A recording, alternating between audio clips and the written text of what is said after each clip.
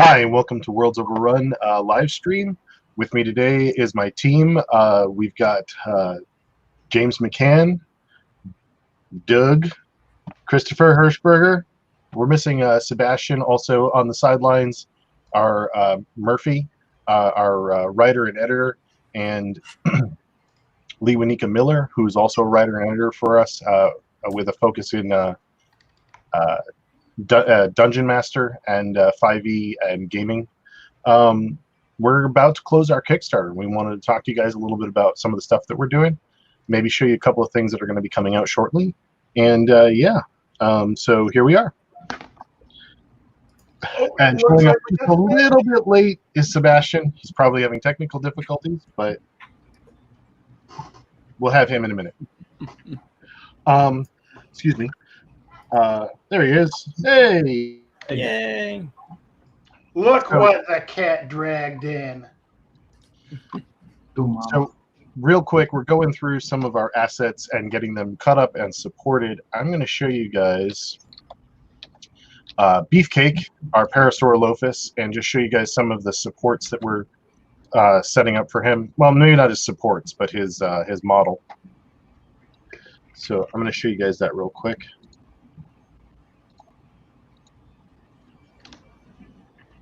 And there we go. Ooh, one beefcake. So I'm just going to explode this. I'm getting a little bit of a glitch where it's hiding the parts as I move. Oh, you've got a dynamic solo turned on. How do I turn that off? Under the solo button there, you click the turn off the dynamic. You unclick the dynamic a little bit there. Ah, all right. Some people love that. I hate that option. Oh God, I hate that. I've turned it on by accident far too many times. So just so you guys know, the naming convention will have his nickname in it, but it is Parasaurolophus Beefcake, and then show the different parts that we're doing. Somebody listening to something in the background? All right. I wanted to show you guys some of the cut up that we're doing on him. So, for instance, this is the head, and you can see we're using our... Small dragon. Hey, Gil Dragon. So Gil is with us again. Gil he's a friend of mine from the Styrene Syndicate, a painting and modeling group, and he's always been very supportive of the work that we're doing. Real quick, this is the head for the Parasaurolophus, or Beefcake, and we're using a advanced key with draft angles. Draft angles are always a good thing. The midsection, or chest, that's labeled as the chest. This is labeled as the hips. This is going to have most of the female components. And then the tail and the legs. I wanted to show you guys all the base that we did. We went through a couple of iterations of how to do the base and how to get really nice mud impressions for the footprints. I'm hoping that no one will have to pin set this. We did a little checks with some balances. We talked about this with the team a couple of times. But these bases are all supposed to give you just that little extra display setup, so that if you wanted to do any modding, like Chris did for our Portals Kickstarter, where you can put grasses or flocking or any other sort of additional components into the base, you should be able to do that pretty easily with just the little quick setup that we have here. We're going to be giving this guy out with our mailing list. He comes free with anybody that's contributed to the Kickstarter. I also have a version of him where we've got gear on him. This is going to have a slightly different... show you guys some of this. Yeah, if you guys haven't signed up for the mailing list yet, go do it, because free beefcake. Yes, forgot about that. Free dinosaur. One free dinosaur. One free beefcake. One free huge beefcake. Yep. He is a beefy boy. So what we're going to do with this one is, now I don't have this one cut up here, but because I've been setting it up and then deleting the cut up, this one is going to have it so that the cut seam is hidden behind the strap here. We have another seam that's hidden along this strap here, and then one more seam back through here, but they have the same leg cut up. Also, the gear will come as a separate component, which we've already separated and got figured out down here, where it will come in 2 parts so you can assemble it and attach it to the animal. Still a few small things that we need to take care of on this, but guys, we're going through all of our modeling tricks. Excuse me. We're doing all of our modeling tricks to get you guys some of the best cut up and or layout for our given models. All the models will come pre-supported. It's a given. We're going through that process right now.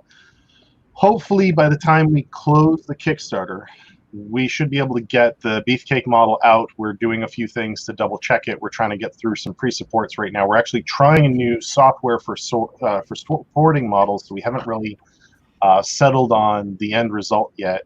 But hopefully within, when does the Kickstarter close? In how many hours? Does anybody know? In about 15. About 15 hours. We get 15 hours to go. Give or take 15 to 30 hours, I'll have this model ready, and it will go out as our freebie to the people that backed us, that supported us, that signed up for the mailing list. Pretty much everybody and anybody can get this model. It doesn't take a lot. We're still looking for people to promote the project and talk about the project and get more content visually seen out there in the community. But yeah, this is what we've been working on. But this is what I've been working on. The other guys are working on other things. In fact, we opened up the loading dock. What's the word? Stretch goal. Thank you. And my man Sebastian started working on that this morning with the crane. We actually looked at that and discussed it. We're really excited about that. He's pumping that out.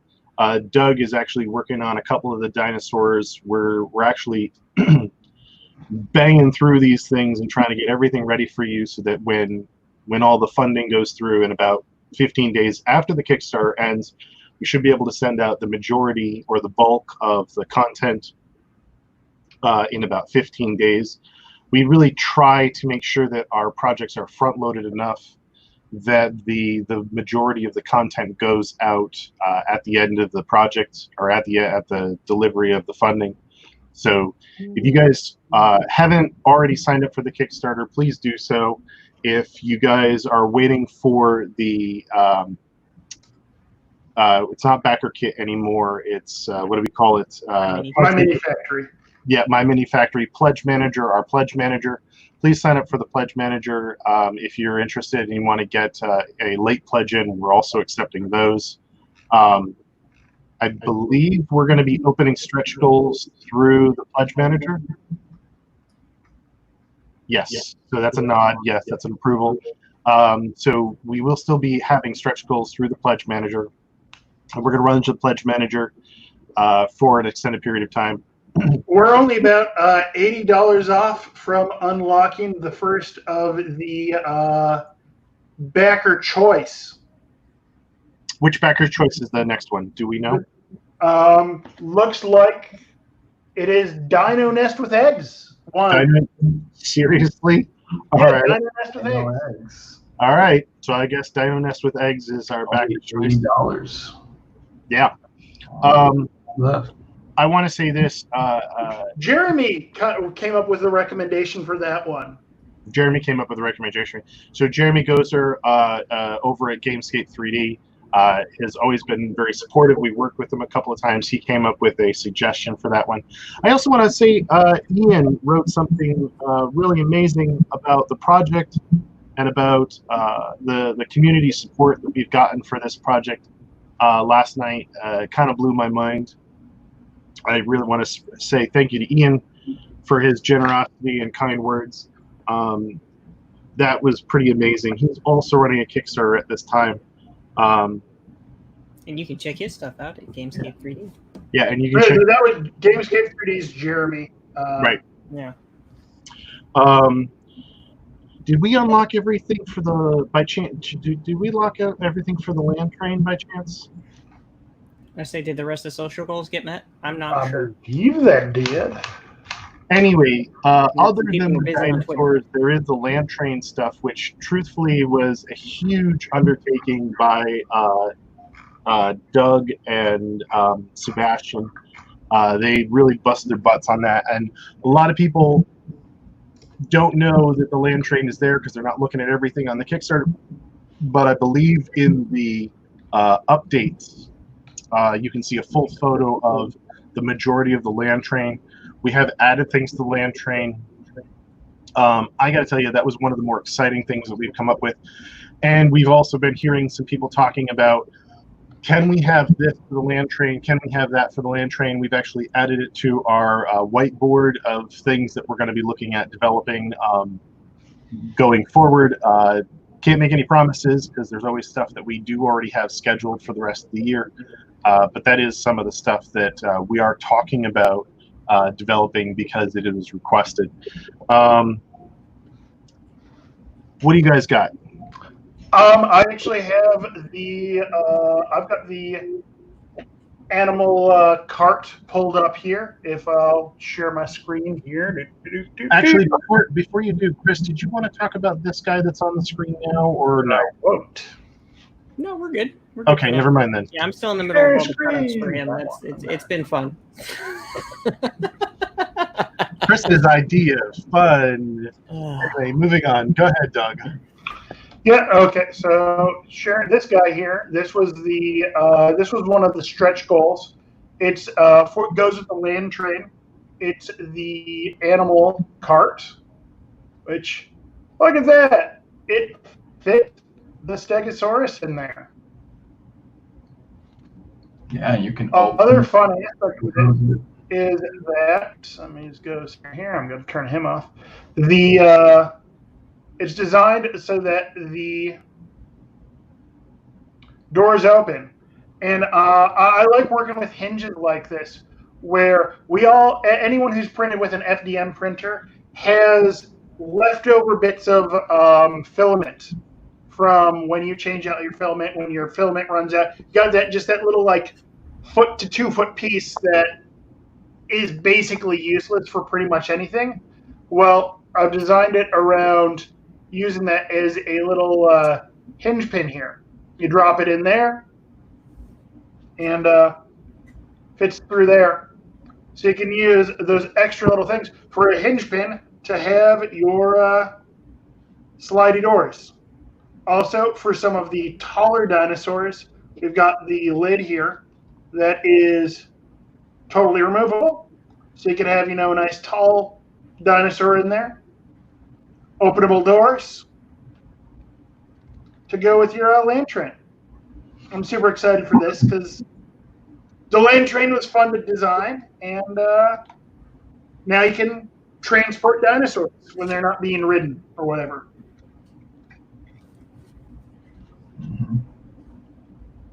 Yeah, we also use the same system for the playpen, so it makes it easier for everybody to just, you guys have filament laying around, put it in there, boom, Yeah, the playpen is the name that we kicked around for the dinosaur pin. That's So a little area for them. And that one you did open lock compatible, right? And I did open lock compatible, absolutely. Yep. So all you guys got that. So you don't have to just use it as a animal pen or a paddock. You can actually use it for other aspects of gaming if you need it. I want to mention this too. We actually came up with a couple of standards for ourselves for the hitching system for the different train cars. That was really kind of interesting because we thought about going male, female, male, female, but instead we actually made all of the cars having female ends, and then we have an attachment that interlocks between them, which is just a little bit easier because then you can turn the cars backwards and forwards depending on which car you want to make, so they don't necessarily have a front or a back direction, which is kind of nice. It makes them a little bit more versatile. Beefcake. No, wait, this is our sauropod. Well, while we've been doing this, we added a couple more people. We're really close to that 9,000 for that next stretch goal unlock for that choice. We're almost there. Yeah, one of the guys has said, besides dino sets, I'm really into the wagon caravan. Actually, I would be happy to pay extra to get them all if the social goals can't be reached. Well, we'll have to see where we're at. Personally, I think that everybody should be out there telling their buddies, telling their friends, doing whatever they can to cajole people to help us reach those social goals. Social goals are the only way we can. They're not the only way, but they're one of the better ways that we can get people to do word of mouth promotion for the project. That way, more people see it, more people know about it, and it becomes easier for us to market and promote the content that we're trying to get out there. Pretty much tell everybody you know. Yeah. I don't care if you have to have your grandma sign up for a social Shout media out account. Patreon, sign up for everything. Yeah. Shout out to your grandma. Shout out to your grandma. Because Hey, my grandma loves these things.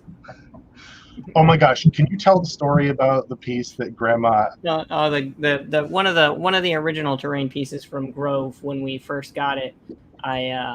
I showed my grandmother this piece, and she just kind of fell in love with it. So it ended up being that I painted it up and gave it to her, and it now actually just sits on the mantle.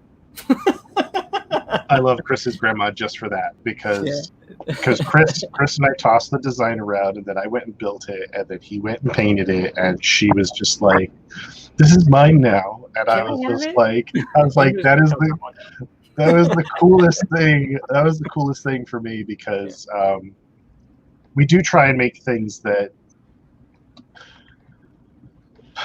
tell a story or at least have some appeal. I like to think of things that we make that they're beautiful. They have surface language. They have all the artistic things that I went to school for. But it's even cooler when somebody who's not a gamer and just appreciates it for its aesthetic or that just really makes me so happy. So yeah. Ian's back. Ian's going to talk to us later. He's got some notes he wants to give us for some marketing stuff. Ian had some thoughts, so he's going to send me some information later. I'm really happy to have him helping us out again. What else, guys? Does anybody have anything else they want to bring up before we close out the Kickstarter in about 15 hours?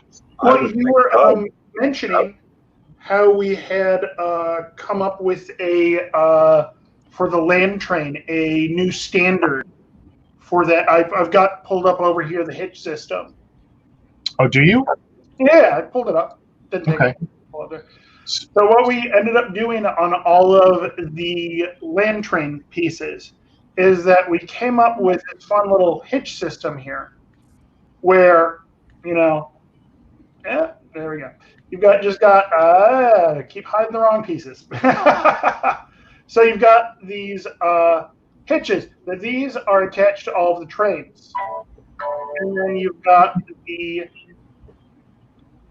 hitch pin there that drops to hold them all together, which, you got a bunch of them right here. Then you just print out a bunch of these, hitch up as many of the train cars as you want, and then, Show it again, Doug. Oh, yeah. So you got, a bunch of these little hitches. But then you, look at that. There we go. And that's designed so that it shouldn't bind up. You should be able to get almost a little bit more than 90 degrees rotation. Yeah, you can rotate farther than you ever need. Yeah. Go ahead. Doug, now that you've made that train articulate, move, does everything, what's it going to take for us to make it actually roll? $1 billion. $1 million. That's right. Choo choo. Choo choo. It's doable. It would just have to take some re-engineering on the cut up. The way It's these something- wheels, it's the something wheels to are think about. softened in there, so it It's doesn't roll around on the table. Yeah. But I could do that at some point. Oh, we just hit 9K. Oh, we did. That goal is You're unlocked. right. We are doing some dinosaur nests with some eggs. I All guess I right. should get on that later. No, we've had quite a few requests about the train to actually roll. Yeah. Because I've been tallying them. Actually, 132 requests. That is a lot of requests for rolling After wheels. this Kickstarter is completed, that is on your to-do list, Doug. I'll work Yep. with you on. I'll work with you on that, Doug. We'll figure it out. Definitely. The big eggs. We will Good, put all the good. big eggs in the nest. Gotta Everyone give the rolling fans what the fans want. I shall do that. When I cut those up, I socketed the wheels so they were static because I thought, hey, I don't want it rolling around on my table. Exactly. If people want them to roll, it'll be the matter of removing the socket and just changing up the way the axle mounts. Exactly. Or if you're big into customization like what I do, you could just pin set it or drill it out and just run a rod through those wheels because those wheels print solid anyway. That's kind of how I was planning on doing it. Yeah, just be like, "Zzz."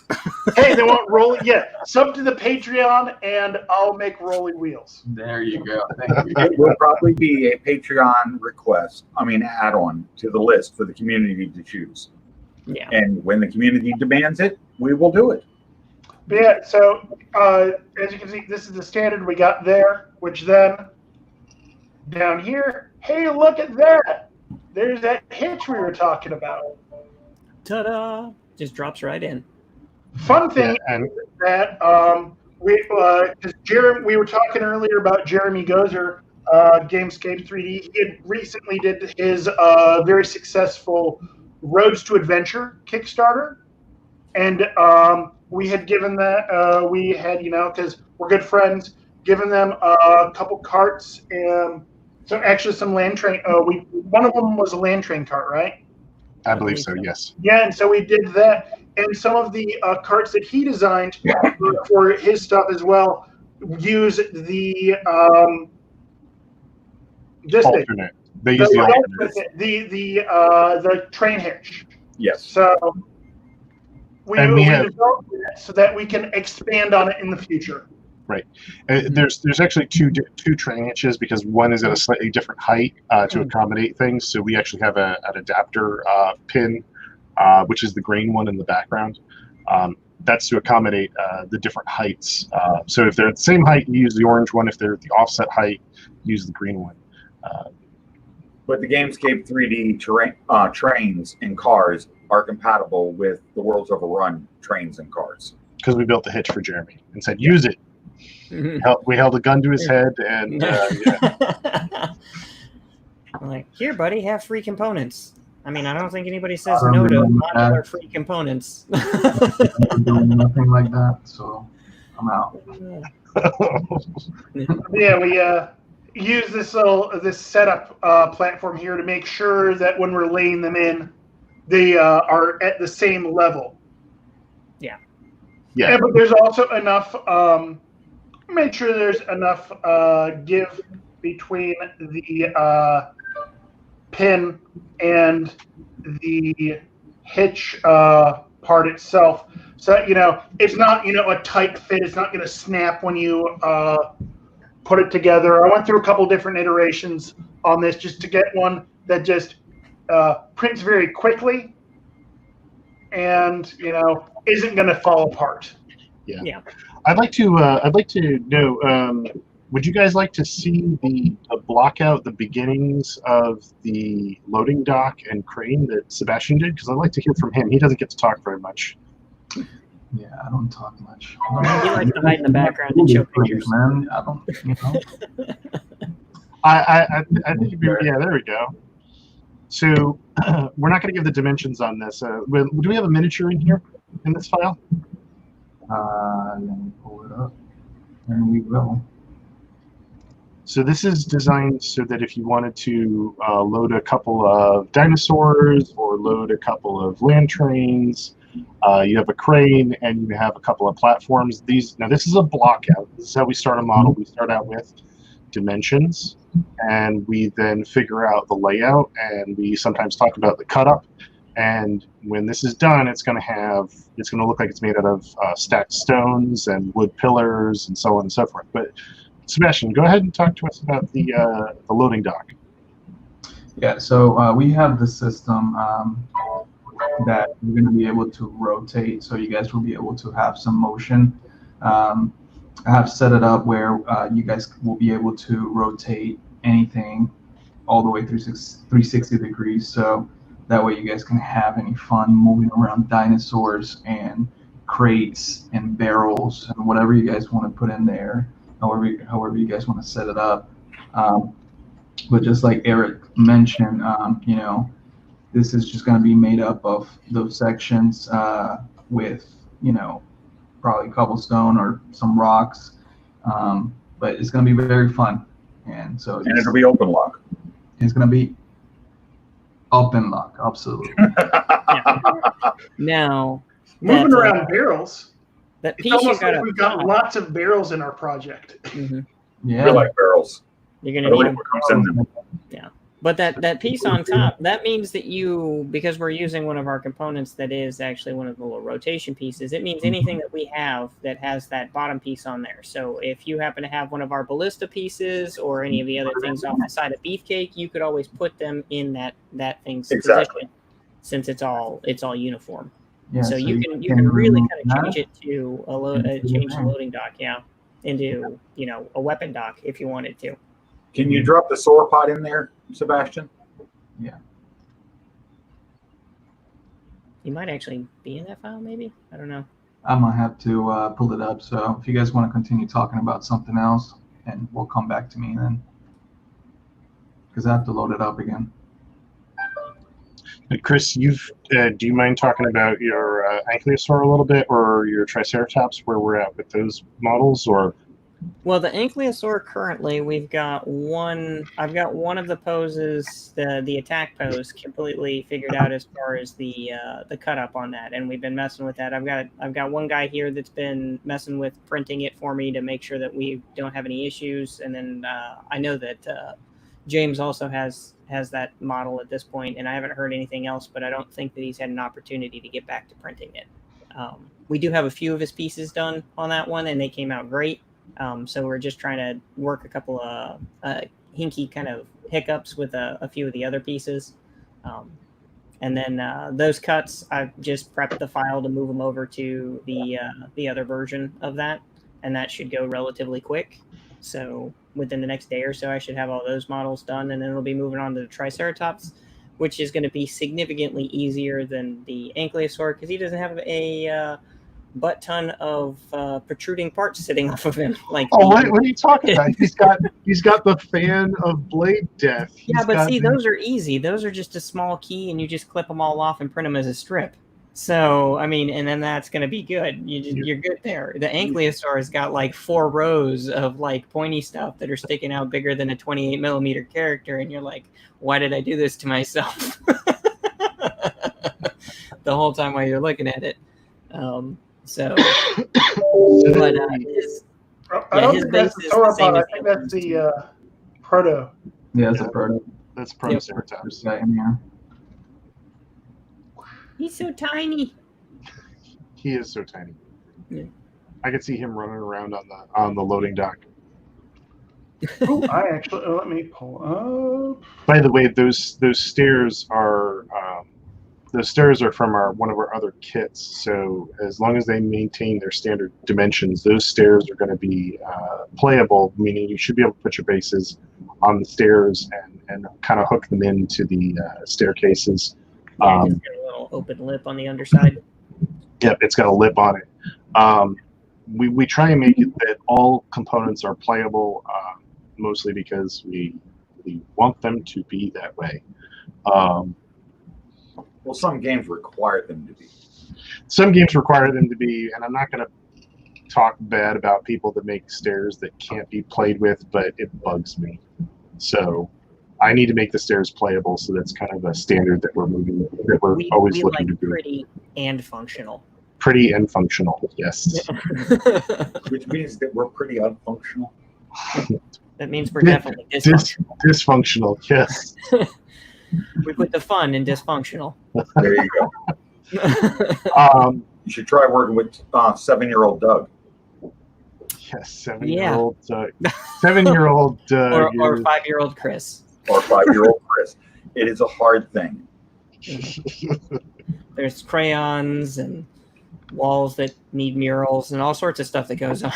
And crying and gnashing of teeth and temper tantrums. I survived raising 5 children. They're all married and have their own kids now. And then I got these guys. The world is a complete circle. It's the circle of life. It's a complete circus. And it moves the soul. Of those people that are participating in the stream, does anybody have anything that they're interested in knowing about from the team, about the project, about anything that we've been talking about today or in the last few streams? Anything dinosaur related? Anything dinosaur related? Yeah. And if you don't have none of that, anything that you're interested in us pursuing, making, creating, give us some ideas. Tell us what you guys want. Yeah, we like to plan that stuff out well in advance. Silence falls over the chat. Yes. Anyway, the Protoceratops cart pulled up here now too. Or it's one of the stretch goals, right? I believe so. I thought that was opened a long time ago. The model wasn't completed. Oh. Yeah, we only had a work in progress render of it done, but okay. But now we have an actual completed model. Which reminds me, how well are our stat sheets coming along? Stat sheets are coming along well. Me and Lee Winika are getting together to work out the final stats. By the time the project releases, the files release, we should have them all finished. Sweet, very much. So roughly 15 days from tomorrow. Yeah, 15 days from tomorrow, give or take a day. We'll add to the Kickstarter files a stat file that'll have all the PDFs in it. Awesome, very much. I know a lot of people that are very excited about that. They were super stoked. I showed some of the guys from my local game store the stuff that we were doing, and they were very, very excited about having extra stat sheets with the stuff that specifically go with our dinosaurs. So I was like, yay, dinosaurs! That's probably some of the best news I've heard today with everything that's going on. That's amazing, Chris. Yep. I can't wait to see a table with our dinosaurs at your game shop. Yeah, covered it. Yep. I've got a request for 3 sets of every dinosaur from each of my grandchildren. That's a lot of damn dinosaurs. Yeah. Well, you're gonna be printing a while. Yeah. my nieces and nephews have requested them too. It's crazy. It's like my son-in-law said. It allows him to introduce his kids to tabletop gaming, and they have fun with it. Yeah. I was gonna say, I'm sure my nieces are going to be excited about the dinosaurs when I show them. That is the coolest thing ever. Also, just so you guys know, we did have a comment brought up about a couple of our bases. The bases are two of the bases for say, for instance, the Smilodon and one of our other bases. They're a little extra thick. We just haven't finished leveling those, so all of the bases will get leveled. So you'll have the standard beveled 4mm beveled base with a bit of terrain on top. So if you see a double thick base, guys, we are getting ready to modify those or finish those. We just rendered them before they were just complete. FYI, since Doug came on the team, we've modified our bases. There is a slight 45-degree bevel at the bottom, inverted, so then you can print your bases flat. on a resin printer without it warping, and it makes it easier to pop it off. Right, there is that as well. We are trying to, as we work through the different pieces, as we test print the occasional thing, if we do run into an issue, we are also trying to modify the pieces so that they're a little bit more manageable for the end user at the end of the day. We don't want to give you guys Headaches. Problems, headaches, we want to give you things that you can drop in there and just run and be excited about and not have to do the technical stuff, because that's our job. Right. Exactly. Yeah. And when it comes to the bases, what I like, especially for games where the dimensions of the base matter, printing a base, if this is the build plate, printing it like, at an angle to it, I found that sometimes you'll get that little puckering at the bottom. So I like to print them flat on the build plate. But I put a little, as we said, we put a little bevel underneath there so that you can still get your scraper off and pop it right off. And then they end up being dimensionally accurate without any warping. Yeah, and that's very important in a lot of games. Yeah. The other key thing about these is that these bases are completely optional. All the animals will print without the base. So if you have specific bases you would like to put them on, you do not have to use our bases. We just like to offer something for people who aren't going to be looking for something very specific in that arena.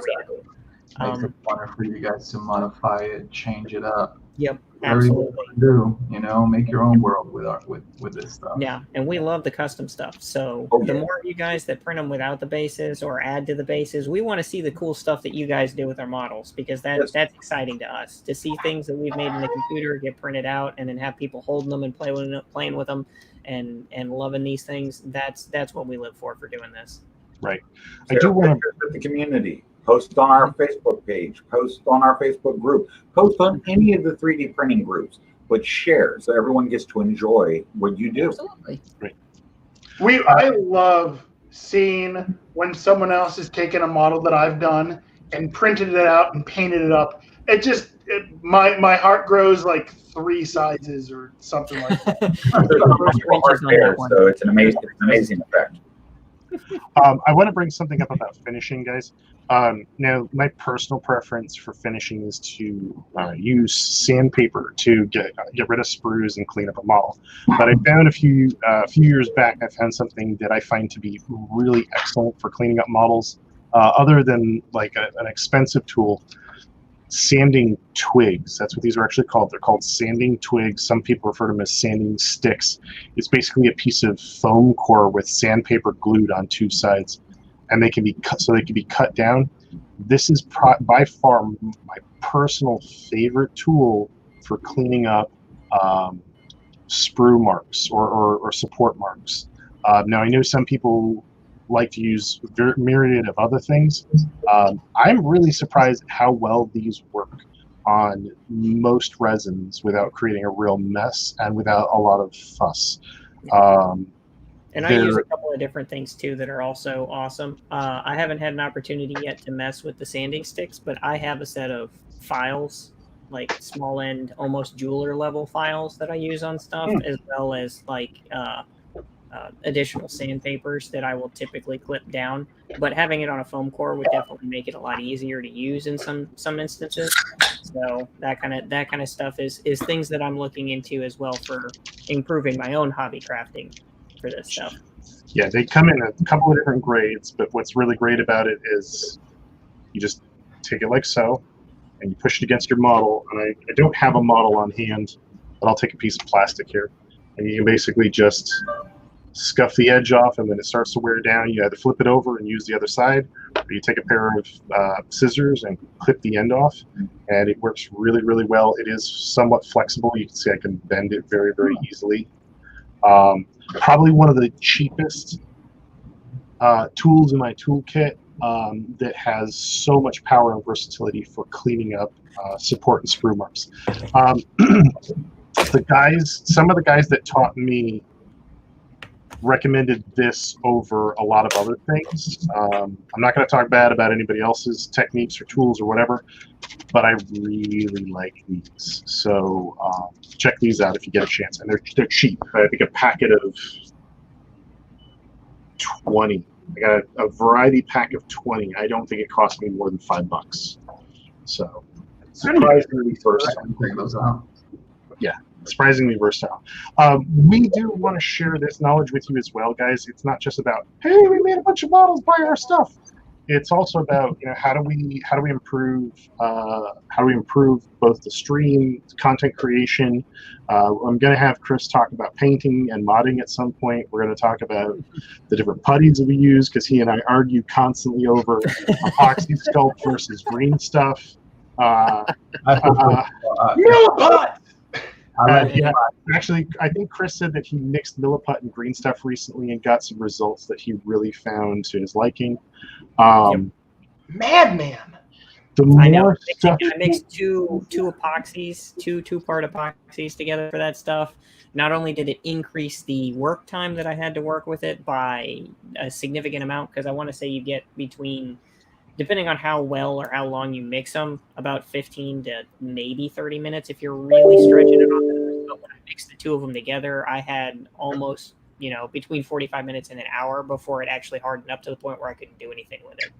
So it did a lot of really cool stuff, because mixing the two epoxies, since it's a chemical reaction, slows the reaction down significantly, because it still they have to interact with the other components in there. So yay, chemistry, and I'm glad it didn't blow up. Burst into flames. Speaking of that, Chris and I were actually talking quite a bit last night about gluing down the model that he was working on, the Ankylosaurus, yeah.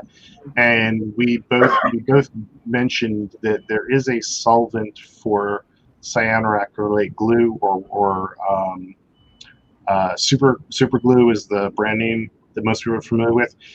We know that that's not going to affect your resin 3D prints. So if you do glue down a part and you don't like it, go look up what the solvent is. It'll break down just the cyanoacrylate, and you should be able to take those apart too. So don't worry if you get stuck.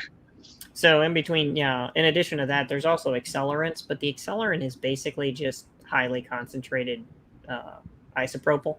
So you can just get that and put it in a little squirt bottle and squirt the outside edge once you put them together, and it'll like rapid set for you. That's a trick I learned a long time ago. I've also heard that baking soda, is it baking soda? If you're using baking soda, use it in a well-ventilated area, because it produces toxic gas. Okay, so don't do that. Do not use baking soda and cyanoacrylate, please. We do not encourage. It's an old model airplane. It's a model airplane trick where they'd fill it with. That explains a lot. with baking soda and then put cyanoacrylate on it, because it sets up very, very hard. Yeah, you basically get like a cement out of it. But it's toxic. Yeah. So don't do that. So don't do that inside. Let's just not do that at all. Don't do that. There you go. Without adult supervision. There are some adults that need adult supervision, Doug. Hey, I'm an adult. I'll watch. I'll encourage from the sidelines while wearing a respirator. Anyway. Hey, Chris. I'm going to come visit you and go do that in your yard. Okay. So I want to start closing this up. I want to thank everybody that's come out and participated with the Kickstarter, everybody that's been able to comment and communicate with us, everybody that's been able to promote our project and get the word out about the dinosaurs, the Beast of Burden project that we're doing. I also really need to thank all the members of my team, Lee Wanika and Murphy, who aren't here today, James, who does almost all of our back-end stuff, Doug and Sebastian, who are new associates to the World's Overrun brand. my very good friend Chris, who's been doing a lot of the design work and picking up a lot of the slack to help get things designed and looking pretty. He's done a Not our Slack. Not our Slack. I'm going to say this. It makes it easier because I get very pretty renders from Sebastian, which then I take to the next level of pretty, because he makes me some very sexy renders. And then I come in here and I jazz them up with some polish, and we show everybody. So it's a group effort, really, because, you know, without the awesome models that our whole team is making, you know, every one of us on here has very unique strengths, and playing to each of those has allowed us to put out a superior product for all of you guys. One of the things that I'm very impressed with is like Doug's ability to build things in a modular fashion so that we can reuse those parts in very easy ways that are not only easy for our end user, but also easy for us as designers to be able to incorporate into things, like doing the barrels, hitches, that kind of stuff. Making pieces and components that are easily usable are amazing. I mean, with Eric, we've got some amazing sculptural knowledge in a base that, you know, as far as I'm concerned, he's one of the best sculptors that I've ever met on this stuff. It's just we all work together in order to create a better project. And then when it comes all to powers combined, exactly, we like Voltron it up in here. So, and then you've got Sebastian, who does an amazing job at doing the renders. He's also a very talented sculptor himself. He's got some really cool stuff. You should definitely check out some of his things that he's got on like Etsy. He does a lot of cartoony kind of stuff that I find it's a nice reprieve from always doing the realistic looking sculpture stuff. So, which actually has inspired me to do more cartoony stuff in my own personal work. So I started working on some other stuff that will eventually come out at some point. But I mean, with our whole team is just great. And especially with like James tying everything together. And I've been working very closely, mainly with James and everybody else on the team, in order to make sure that I can present the work that we're all doing in the best possible light. And it just comes down to everybody having a voice and everybody being able to put their input in on it, and then us running with something that's awesome. Oh man, I absolutely love that model right there. I can't wait to see that model. What, the Triceratops? I can't wait to see him covered with his blade fringe. His armor. Oh God, that's insane! Yay, War Team! I can't wait for that pose with the armor. That's the pose that I'm excited about, because that took a lot of thinking in order to get to something that looked like that. So, I hadn't seen the renders of this guy yet. Yeah, that's Sebastian. Now this model is part of our expansion set. This is not yet available, but we are already talking and showing these things. None of them are truly ready to be committed to yet. There are going to be changes. Correct. Right. This is the herbivore pack. Yep. Herbivore herd. Herbivore herd.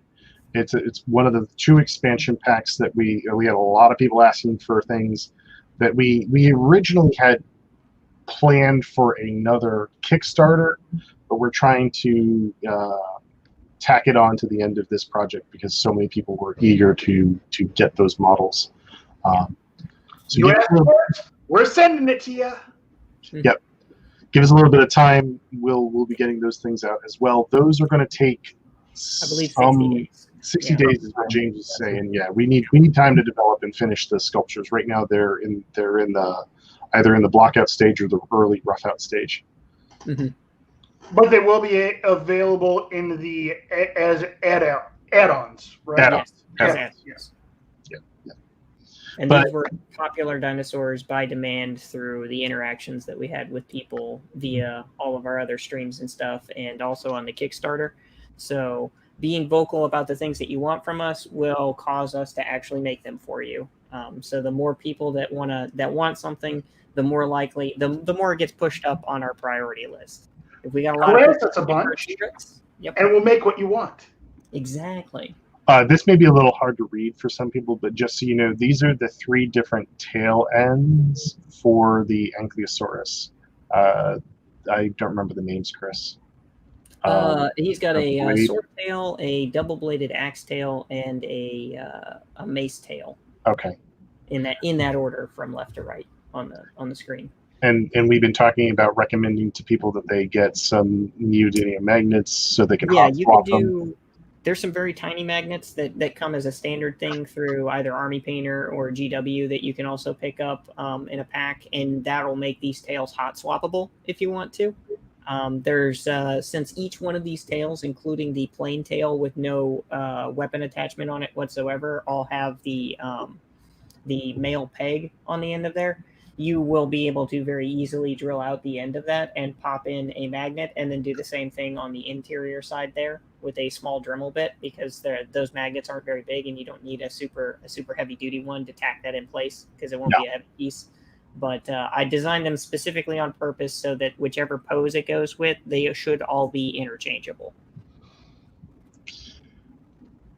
I got to check the stat sheets out for the damage on those, because I think the sword tail is going to have cutting damage, and the hammer tail is going to have blunt damage. Bludgeoning. It should have bludgeoning, yeah. Bludgeoning, and the axe tail is going to be somewhere in between. So I think it's slashing. Yeah. And those will be piercing damage because ballistas. Yeah. I have not gotten this model yet, and we need to cut this model up. I sent it to you. Okay. This model is going to be a bear and a half to cut up, but yeah. I'm looking forward to seeing this thing because and the turrets move. Yeah. See, these are the same kind of turrets that we were talking about when we were doing the it has the same technology in them with the pin and the rotation, so you can actually rotate that all the way around just like you can on the loading dock. Matter of fact, you could even take these pieces off of there and put them on the loading dock if you really wanted to, or put the crane on one of those if it fits. I'm not 100% sure if it would, though. It looks like it'd be a bit big, and it might be a bit lopsided, but you could definitely put it on there. I can't remember what I'd have to. I don't know which of the turret. There's 2 turret mounts that we've got. I don't know which one Sebastian. Yeah. I'm not sure if you use the smaller one on this guy, right? You did though. Yeah, I think I used the bigger one. Okay. So I don't know that would necessarily work. You might be able to drop the small one into the big one, but you probably can't put the big one into the small one. I think they might use the same peg. Yeah. We can take a look at it. Yeah. We can test it. We'll play with it too. For you. But yeah, that one's fun. That one was fun to design. Oh yeah. That was like at 2 a.m. where everything sounds good kind of idea. What we had going on there. Yeah, I probably shouldn't have eaten that third peanut butter and grilled cheese sandwich. Peanut butter and grilled cheese. I was just trying to come up with something that would only sound good at 2 a.m. Peanut butter? No, man. At 2 a.m., Colombian burger. What's a Colombian burger? Oh, dude, what? Man, you're not living, dude. You gotta have one. Okay. I have to show you. When Rona goes away, I'll come visit. Hey guys, we're up to 243 backers. We gained another 3 while we've been talking here. Yeah, we love you, people. And Doug's back. Doug's back just to close up. All right. So again, I want to say I want to thank my team. I want to thank my team of extraordinary artists and individuals. I also want to thank everybody that's come out to support our project, to support my team and I to do this work. We really do appreciate everything that you guys have done for us, the comments, the questions, the contributions. Again, if you do have more questions, you can hit us up on Kickstarter right now. You can also join our Facebook page if you'd like. We would love to have you as part of our Patreon because we are trying to grow that part of the brand as well if you're interested. Sebastian, any suggestions? Nothing. Sebastian's done. The suggestion is Kickstarter.com. We're overrun. Back it. Share it. Dinosaur! Elevate your gaming, man.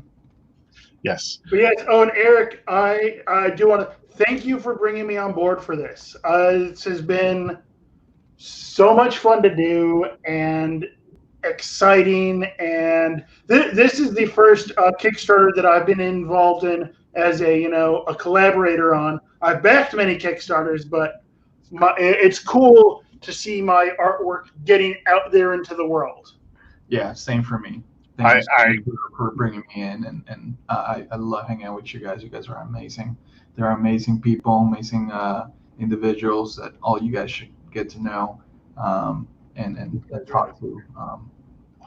Really, we wouldn't have gotten this project done as quickly as we have done without the members of the team, and it looks like we just lost Chris. But guys, yeah, we're not gonna miss him. IT. I want to close this up because this is already coming up on an hour. Again, I want to thank everybody for coming out and participating with us. Again, if you have questions or if you want to know anything about what we're doing over at Worlds Overrun, please feel free to get in touch with us. That was a weird technical difficulty. All of a sudden, like my internet just went bloop, and I was like, "Oh, I guess I'm indivisible now." But yeah, so 14 hours ago on the Kickstarter from the time we're closing out this video. Again, if you want to get in touch with us, Kickstarter, Beast of Burden, Worlds Overrun project, it's up there, and you can get in touch with us there if you need to. Also, the Patreon, come check out the Patreon. We are starting to build more content for the Patreon. Yeah, good night, Gracie. Good night, guys. Bye. Good afternoon. Where are you guys at? Thank Thanks for backing us. you for all the support. Thank you for the backers. Thank